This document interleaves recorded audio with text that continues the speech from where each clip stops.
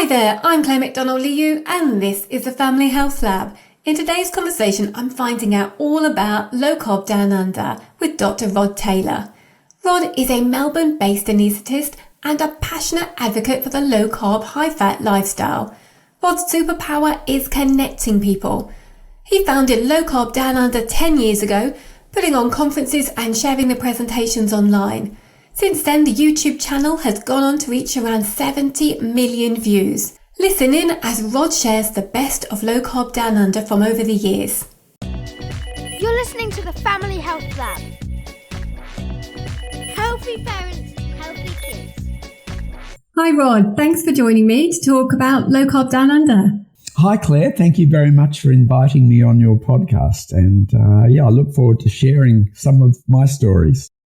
Yes, I'm interested. We've been working together a little over the last few years, but I don't really know that much about the beginnings. I've heard you say or describe them as humble beginnings.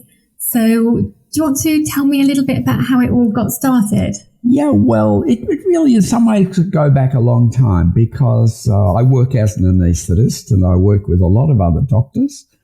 And for decades, we've been talking about obesity and diabetes and what was driving it. And really, I don't think our solutions were just the same old, eat less, exercise more kind of stuff. Now, that changed in 2009 when someone gave me a book about sugar. This book was called Sweet Poison, written by David Gillespie, a Brisbane lawyer of all people. And I read this book and I thought, oh my goodness, the obesity, diabetes is closely linked with sugar. And I thought that then, and I still think that now. I had been putting on a little bit of weight at that time, and I cut sugar out of my diet. That actually also included cutting fruit out of my diet. Well, to a very large degree. And the weight just poured off. I just dropped like 8 kilos in about 2 months. It's a bit unfair sometimes what the men can, how it works for men. But, and that got me very curious that I felt better. I'd lost weight and I was driven by this book. And, I did a little research project at one of the hospitals I worked at, and I recruited 158 staff members to a sugar reduction diet. And lo and behold, over a 3-month period, they lost weight. It wasn't a very good study, and it wasn't really publishable, but there were some great results in there just from cutting sugar out. But I didn't know anything about carbs at that point. So that didn't come along for a couple more years. In fact, I remember giving lectures and people would say, well, what about carbs? What about rice? What about bread? And at that time I'd say, oh, no, that's fine. Just cut the sugar. They got results with that, but not as good a results as they would have got had they incorporated low carb into that equation. So that got you very, very curious. It sounds like with your own experience of losing weight and feeling, I presume you felt a lot better, that just kind of drove your interest to learn more. And then you started to meet with like-minded professionals mainly. And I guess you were talking more in your hospital role as well.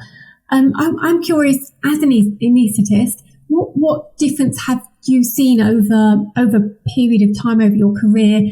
Had you seen changes because of sugar, because of obesity and chronic disease? Oh, well, patients are just getting bigger and bigger, and they have been for a long time. Even in the 90s, people were putting on weight then. So, yes, they've just seen the patients not looking so good, more medications, more diabetes, more hypertension. And more autoimmune kind of conditions as well. So, I've been able to, because as an anaesthetist, I see a lot of patients, maybe 1,000, maybe 1,000 a year, 2,000 a year, depending on the case mixes I'm doing, that's a lot of patients. And you get to know about them. You know their heights, their weights, their BMI. You know what medications they're on. So you do get a pretty good view into the population out there.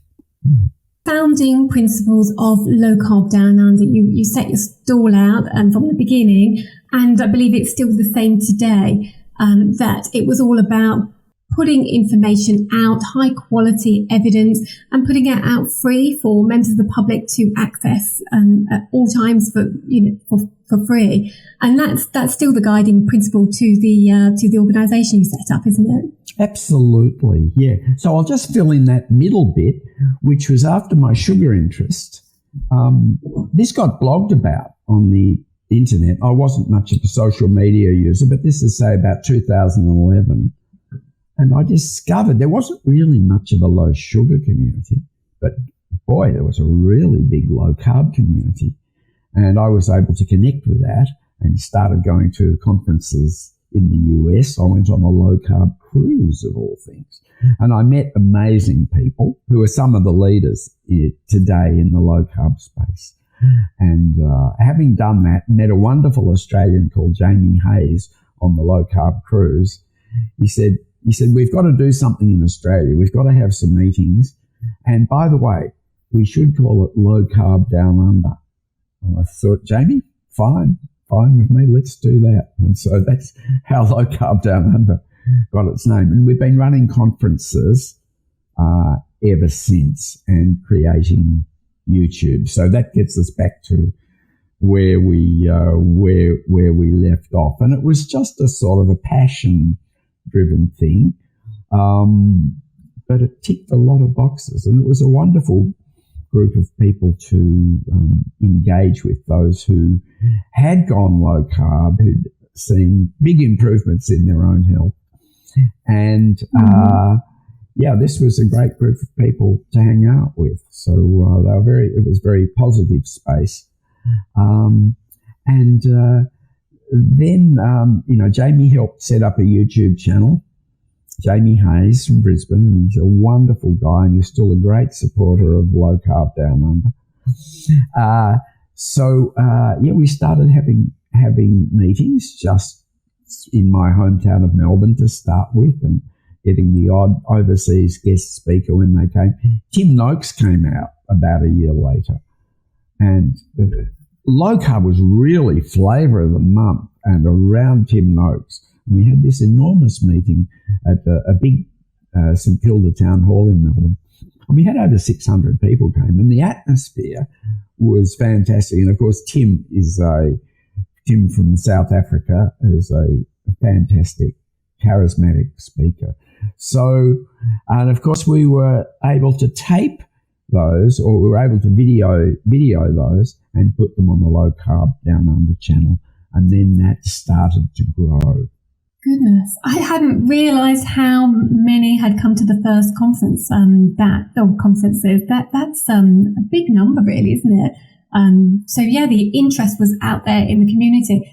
Yes, we've never had such a big number, but I think the Tim Noakes factor was enormous. But it was just the time, and people were looking for something new, and low carb was kind of relatively new. So that was phenomenal.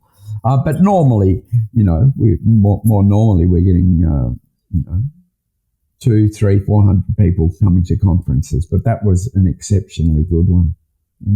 So generally how it's been running since you began this, you and Jamie 10 years ago, you run one main conference per year if COVID doesn't happen or other things happen, get in the way. But generally one main one, and sometimes some smaller meetings as well around the country. And then the presentations are recorded and edited and put on the YouTube channel freely, as I've said, so that anybody can access them, but also go back and watch them in detail and look up the research and projects that are mentioned in those and get that information that they are interested in for their particular health and condition or just for general interest.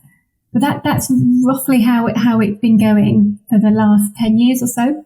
Well, that's right. I think maybe we posted our first video 2012, something like that. Yes, we had a meeting up in Brisbane, and we able to film that. Not quite as good quality filming as that we can do now with our wonderful videographer and editor, Pete Williams, who's been a really staple part of Low Carb Down Under. He's really the brains and the heart of Low Carb Down Under.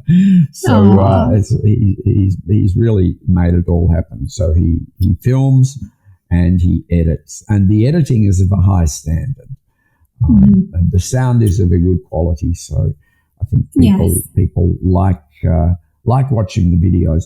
But of course, there are so many videos we have now, and we're up at we've had over 68 million views, and we've got over 470,000 subscribers to the YouTube channel. So that's grown beautifully over time. Yeah. Yes, Pete, you mentioned, and there's a few others in the team, but Pete, you gave him a lovely shout out at the last conference that was in the Gold Coast. And he, like you say, he works hard on putting out really high quality videos and editing them. So he works throughout the year on all of that content.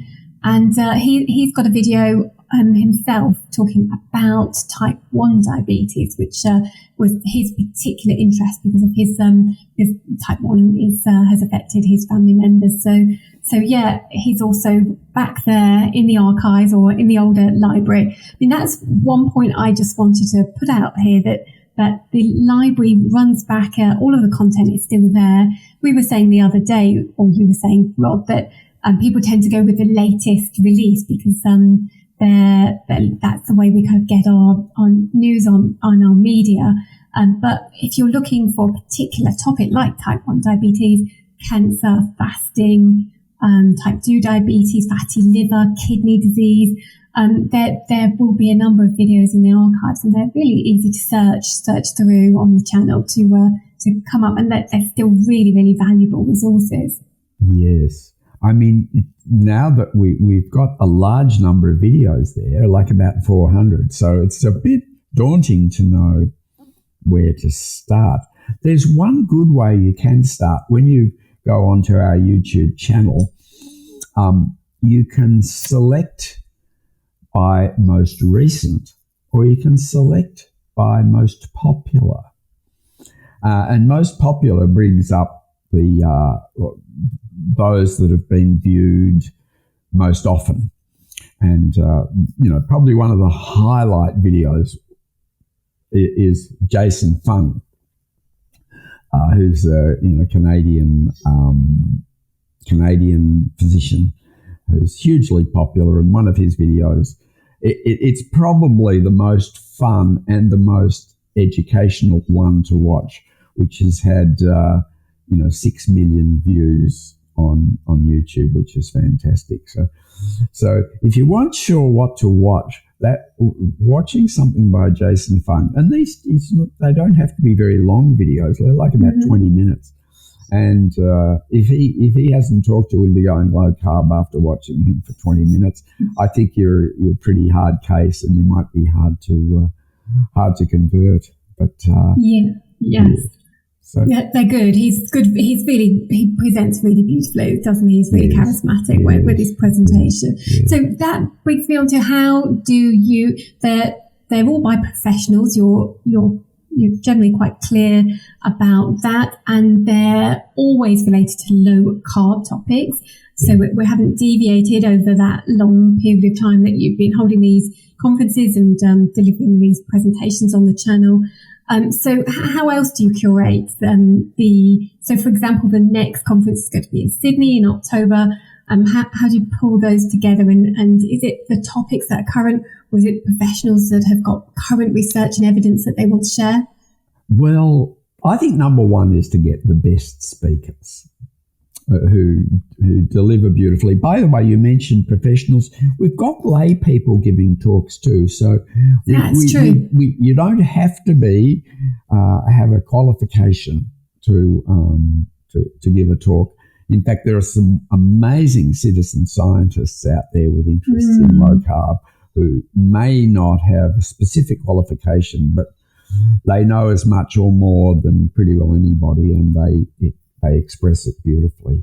So there are people like Dave Feldman out there who's worth looking at his high-end scientific work on this. So Dave's a great example. So yeah, it's not just about the qualifications.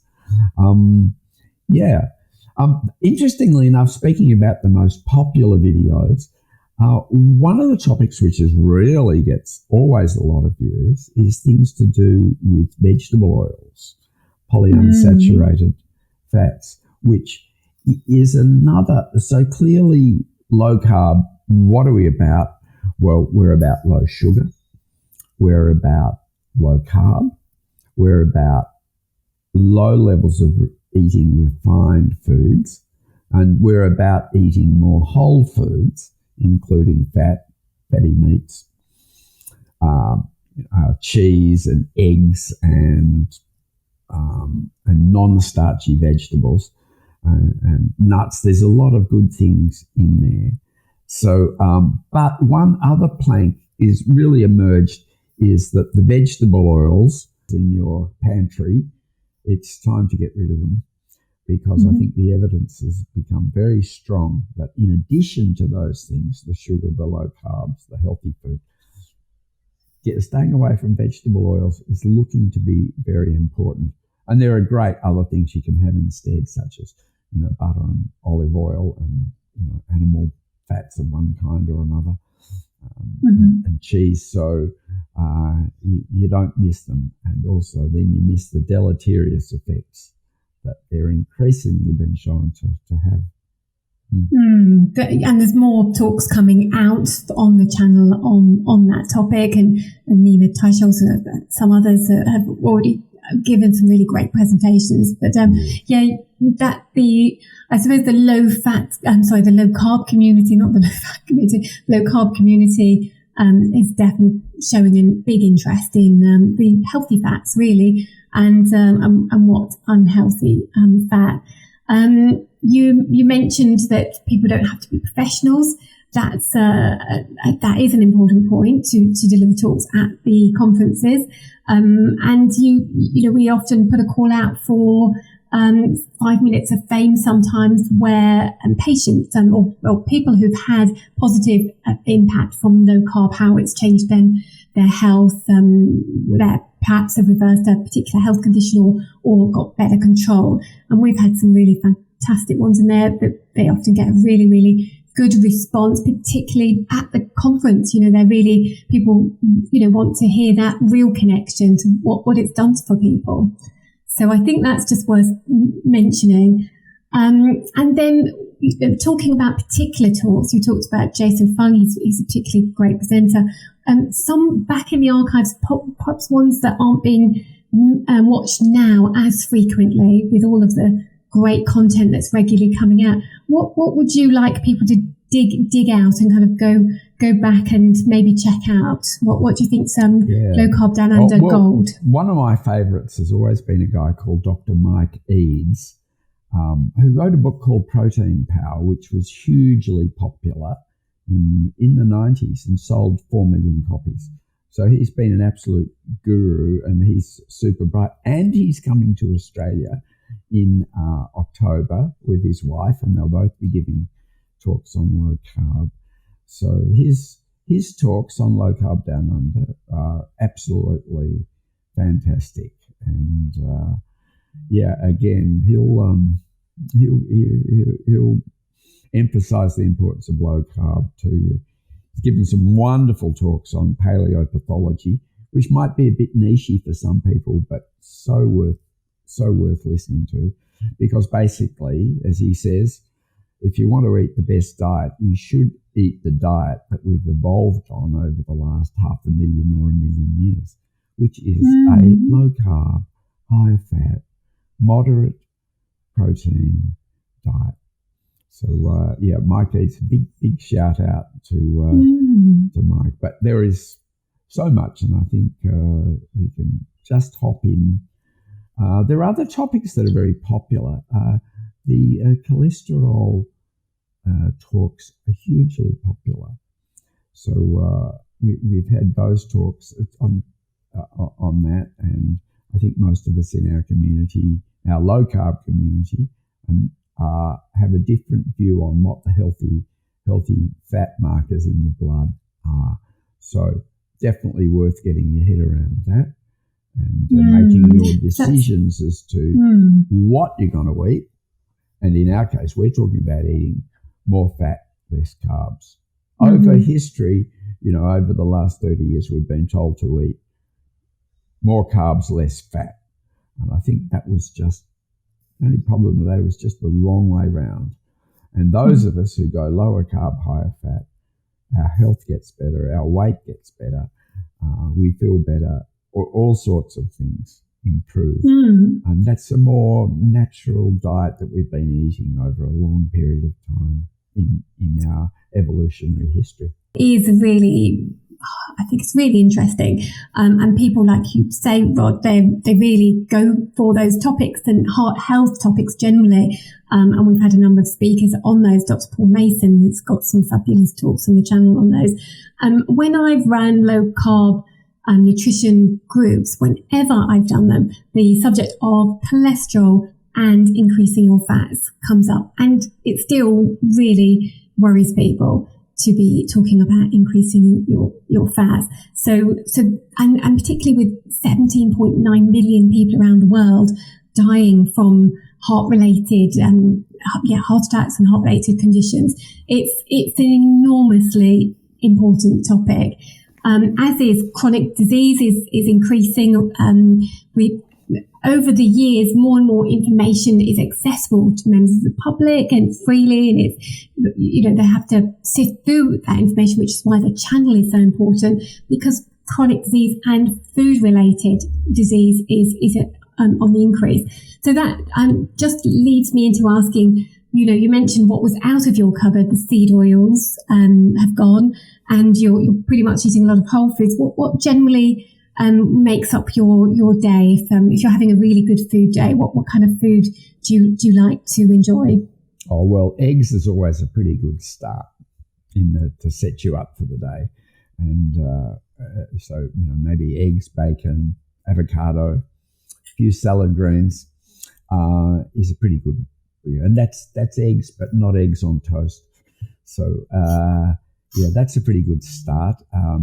I myself, although you can do this as a vegetarian, I do enjoy meat and I feel better, and it keeps on that diet. My health markers are pretty good. So that's the sort of food, and lots of non-starchy vegetables. The starchy vegetables, the potatoes, the pumpkins,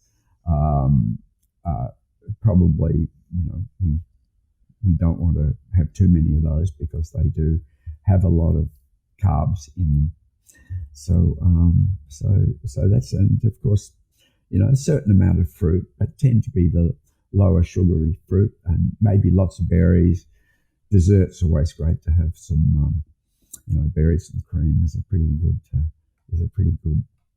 good way to finish the day. So that's what I eat, and by and large, my family eats that way too.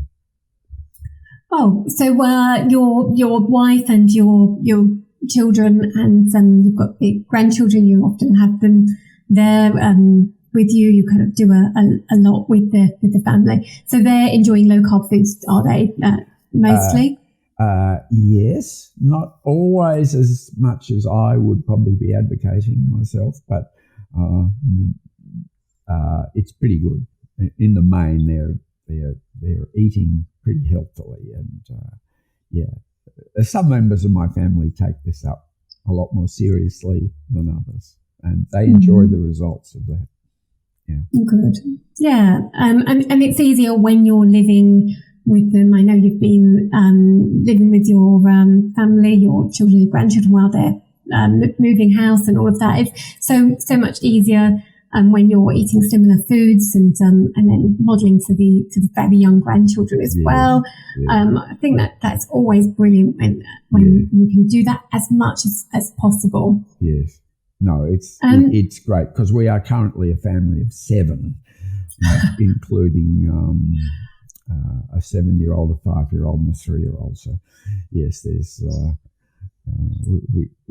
we make sure there's lots of good food around for them. Yeah. That's my trick with my children often is to just surround them by good options, so that if they're nibbling, if they're picking, there's some nuts, or there's some chorizo around, or there's some jerky, or there's cold cooked meat, and it's at the eye line as well. And when they open the cupboard, or I have a bowl of nuts out, so things to get at before, if they're just snacking without thinking. That often does the trick and gets in the way before they reach for anything else. But it's not easy. It's not perfect with living in the modern world, and we also have challenges as well. Yeah. But I was so I was going to ask about what do you feel the legacy is of Low Carb Down Under. I've been coming at low carb myself over a decade ago. I don't know where my family would have been if it wasn't for the likes of Low Carb Down Under and other organisations that were charities set up by individuals, so non-profits or organisations or charities that were putting out information on ketosis diets, low carb diets, good nutrition.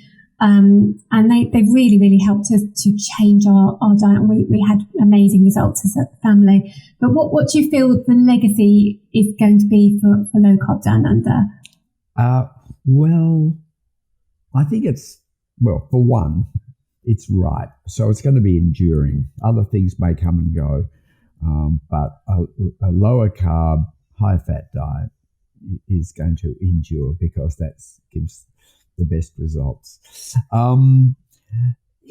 We do see the problems out there. I mean, the processed food is addictive, and I'd say most people haven't really yet got onto low carb because most people now know about low carb.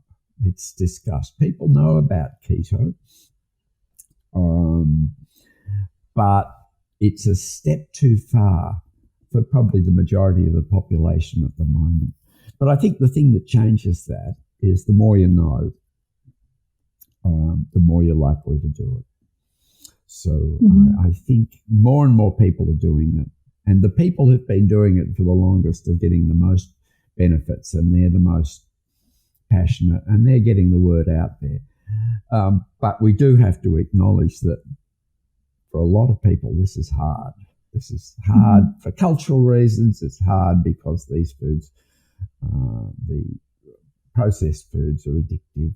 And so we've got challenges, but we've had some great successes. We've got a wonderful community of empowered, healthy people, and they're great to hang out with. So I recommend people coming along to low carb conferences. And we've got one in Sydney in October, in the middle of October. So have a look at the website, lowcarbdownunder.com.au, and get along. It'll be worth your while in terms of your health and well-being. It's a great place to connect with people as well. There's lots of networking and chatting in between the talks, and they're really beneficial as well. It's just a great vibe. A lot of good people putting in their time and their effort to presenting data, research, or information they think is useful. So I definitely think it's worth coming along to. I really, really enjoyed them. I'm a bit of a low carb geek. In terms of some of the other talks, there's just so many different Low Carb Down Under talks to mention. I was, I'm often on the channel having a look, but I was looking again at Dr. Alex Petruszewski. I'm not sure if I'm saying his name correctly, from Sydney. He's a doctor and he's particularly interested in cancer. I thought that talk that was out of the 2022 conference was really excellent, mind-blowing stuff that came out of using keto in conjunction with mainstream cancer therapies and treatment, and also with fasting. But some brilliant stuff in that particular talk. Was there any others that you wanted to particularly mention? Well, there's a bunch. But that highlights, I mean, cancer is a relatively newer disease. It's always been a little bit there over thousands of years, but just over the last 100 years, it's becoming more and more common. So all the things you're most likely to suffer from and eventually die from are all modern diseases, and they all are linked, be it heart attacks or strokes or dementia or cancer. They're all linked with diabetes. They're linked with obesity. They're linked with our with the diets that we've been consuming, and that's what you really want to address if you want to avoid, which we all want to avoid, those unpleasant long-term outcomes. So so that's a great one of Alex Petruszewski on Low Carb Down Under on cancer. And we've got a number of talks on cancer and on Low Carb Down Under, and they're worth looking out. You could just Google Low Carb Down Under, YouTube, cancer, and that would, so whatever your particular interest is, or if you're interested in Alzheimer's, for example, dementia, we have a number of talks on that. I mean, this has got to be something we are all desperate to avoid getting. So it's not only does one feel better and is healthier, one is going to have a longer, more enjoyable lifespan with eating in this way. Yeah, and you mentioned the website just there, and people can go on and book their tickets and have a look. But I think there's a lot of great content, the frequently asked questions on lots and lots and lots of topics, fasting, cholesterol, and basics, back to basics of what is low carb, how to get started, foods that are in, foods that are out. So that's a really useful resource. And I think one of our most popular pages is the directory, where people can find a low carb doctor or GP or nutritionist or dietitian in their area, their state, or for online consultations, and health coaches too, and nutritionists. So there's some great resources, and I quite like the blog posts as well. Yeah. Yes. And thank you to you, Claire, because you've contributed to some of those blog posts, and there's some great contributions that you've made in that space. Yeah. Yeah, thank you. And I think Pete's also written a number of those, and we've had other contributors. But yeah, definitely all of it's worth checking out. And I mean, again, you've put this together, curated all of this, put it out completely free. So don't have any sponsors or affiliations with any organisations, and so that's quite important to you, isn't it? Yeah, well, it's a labour of love, and it's been very rewarding in other ways to do it. So no, we don't have sponsors, but it's hugely rewarding for a whole bunch of reasons. Yeah, great bunch of people. Yes, and we're learning. I mean, that's it. I go every single time I go to a conference or watch a video. I mean, that's something I really, really enjoy, working in an area where I can constantly learn and be surprised and buoyed up and really keen to continue with low carb because of all of the great information. But I'm taking up a lot of your time. Just to wrap up, how can people, if they're interested in finding out more, getting started with low carb, what would you suggest? Look, I'd suggest a few things. First thing is go onto the homepage of the website, lowcarbdownunder.com.au, and put your email address in there so you get notifications about meetings. That's a great start. Find out everything you can. For some people, a book is very good, and Peter Brookner, a wonderful Melbourne doctor, has written a great book called Fat Lot of Good, and very readable, and will get you started. So I think knowledge is power. The more you know, the more you will do this, because it makes so much sense. So that would be good. Come along to our conferences, watch our YouTube videos, find out everything you can. Yeah, be inquiring. Yeah. Good points. And we've also got the Low Carb Down Under Facebook group, which is a really friendly, supportive community. People often post their questions and get some really good examples. And then also the updates on the conference will go into those, and on the Twitter feed as well, if people love their social media or their online groups. But yeah, thank you, Rod. Thank you for your time. But also, this podcast series is called Game Changers, and you definitely have produced an enormous impact in the world with this resource and all of this information that you've been putting out there for 10 years, and doing that so selflessly, but also connecting people as well. I always hear about you, how you enjoy to connect people with people in their area, or like-minded people, or people around the topic. So yeah, you're making a massive impact on people's health. So yeah, thank you very much. Claire, thank you very much. It's been a pleasure talking with you and being on your podcast. Thank you for watching. If you like this video, please make sure to subscribe. This really helps us to be able to create more content.